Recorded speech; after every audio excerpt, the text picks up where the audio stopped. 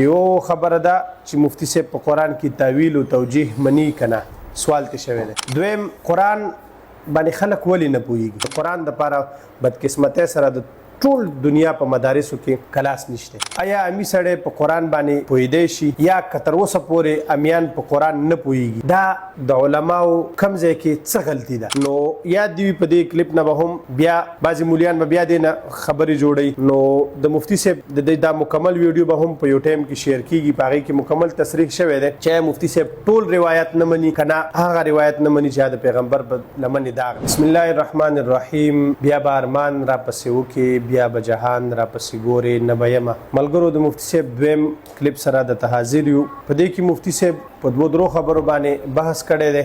یو خبره ده چې مفتی صاحب په قرآن کې تعویل او توجیه منی که نه سوال ته شوی دی. دویم قرآن باندې خلک ولې نه پوهیږي؟ قرآن وجه بنیادی وجه څه ده چې امیان په قرآن باندې زموږ مولیان هم په قرآن نه پوهیږي، ځکه چې په اتو کالو کې دوی په مدرسې کې صرف پردي کتابونه د غیرو کتابونه وای، خپل قرآن ته د دوی کلاس نشته، نه خپل قرآن ته د دوی کال شته مخصوص، لکه څنګه بخاري، مسلم، ابو داود، ترمذي وغیره دي نورو هر کتاب ته خپل کال وي. د قرآن دپاره بدقسمتۍ سره د ټول دنیا په مدارسو کې کلاس نشته. نو ویل شوي تپوس ته شوی دی چې آیا په دې قرآن باندې خلک به څنګه پوهیږي؟ آیا امی سړی په قرآن باندې پوهیدی شي یا تر اوسه پورې امیان په قرآن نه پوهیږي؟ دا د علماو کم ځای کې څه غلطي ده؟ روایت څه ته ویل کیږي؟ هر روایت د منلو وړ دی که نه دی؟ یا د وي مولیان خو تیار ناست پراپیګنډې ته وي او بیا هر هغه سړي پسې چې په هغې باندې په نیټ باندې په یوټیوب باندې د دوی مونوټایز پیجونه او مونوټایز یوټیوب چینلو دپاره د مفتی صاحب په خلاف خبرې کولو ته دوی ځکه خوشحالیږي چې هغه زیات ګوري هغه کلیپونه. او تاسو د هر هغه مولا خبرې و یوټیوب چینل او فیسبوک یې وګورئ چې هغه ځان له خپلې خبرې کړي وي، نو هغه یا 2000 یا 3000 کسانو لیدلي وي. خو چې کله د مفتی صاحب خلاف خبرې کړي وي نو هغه 50-60 کسانو لیدلي وي، نو په دې باندې هغوی ته ویوز هم زیات میلاویږي. نو یاد دی په دې کلیپ نه به هم بیا بعضې مولیان به بیا دې نه خبرې جوړوي. نو د مفتی صاحب د دې دا مکمل ویډیو به هم په یو ټایم کې شیر کیږي، په هغې کې مکمل تصریح شوی دی چې مفتی صاحب ټول روایت نه مني که نه هغه روایت نه مني چې د پیغمبر په لمنې داغ دی. الحمدلله موږ هر هغه روایت منو چې هغه قرآن سره برابر وي. قرآن ته میزان ویلی شوی دی، الله پاک قرآن ته میزان ویلی دی. هر هغه شی چې هغه ته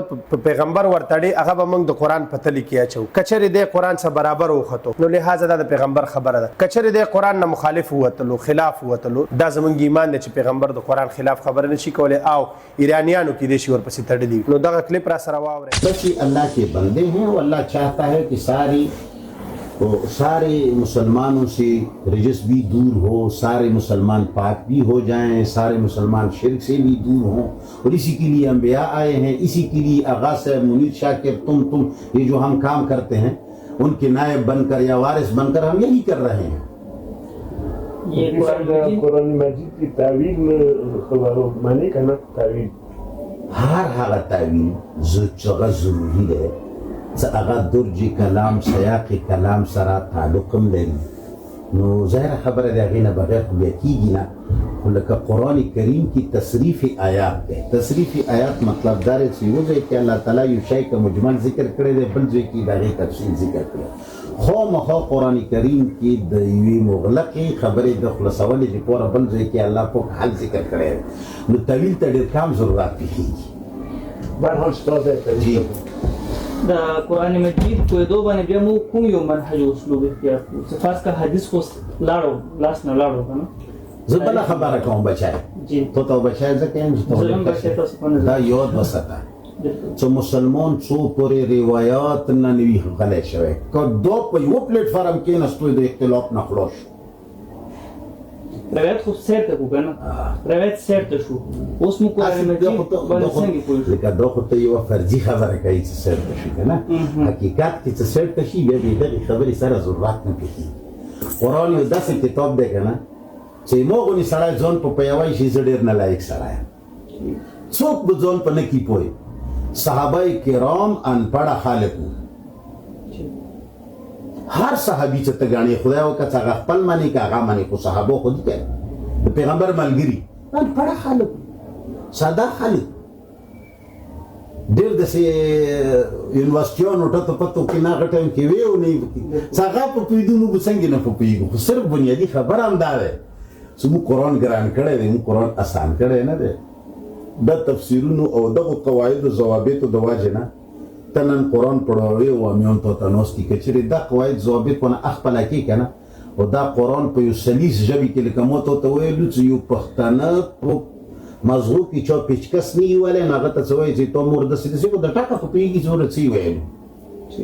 دغه انسان خو دومره کمزوری نه دی چې یو سړي ته چې ویلي وي چې تا د مور مغان دی داسې داسې کوم که نه، هغه خونې ته لاړو ښځې ته ویل مغان دي څه شی وي، چې دا دی چې وایي خپله غوندې خو ډېر نږدې ورته راغلی، یعنې دا چیز په دې نه پوهېږو. داسې خو مسلمان دی نه څه هغه په دې نه پوهېږي.